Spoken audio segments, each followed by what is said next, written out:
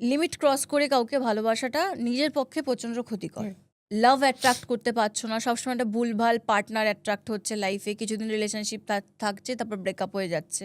এটা তো আমাদের হামেশাই এখন হচ্ছে। তো এই জন্য রোজ কোয়ার্টজ ক্রিস্টালটা খুব ভালো। যারা লাইফে পজিটিভ লাভ অ্যাট্রাক্ট করতে চাইছো, ঠিকঠাক পার্টনার অ্যাট্রাক্ট করতে চাইছো, আর যারা সেলফ লাভটাও খুব দরকার। মানুষ কি হয়, অন্য মানুষকে ভালোবাসতে বাসতে নিজেকে ভালোবাসতে ভুলে যায়। মানে রাইট। এতটাই ডেডিকেটেড হয়ে যায় তার পার্টনারের প্রতি, সে সব কিছু করে দিচ্ছে তার জন্য। আটেমাটি সেই পার্টনারটা তাকে চিট করে বেরিয়ে যাচ্ছে। হুম। তখন সে চলে যাচ্ছে ডিপ্রেশনে। সে তার সেলফ লাভটা কোথায় হারিয়ে গেল। তার আর নিজের জন্য কিছু রইল না বাকি। তার মনে হচ্ছে আমার পুরো জীবনটাই শেষ, ও আমার লাইফ থেকে চলে গেল বলে। হুম। তো এই জায়গায় যারা দাঁড়িয়ে আছো তাদের আমি বলব, তোমরা রোজ কোয়ার্টজ পড়ো। তোমাদের মধ্যে সেই ব্যালেন্সটা আসবে যে ঠিক আছে, ভালোবাসবে না কেন, বাসবে, বাট সেটা একটা লিমিটেশনে।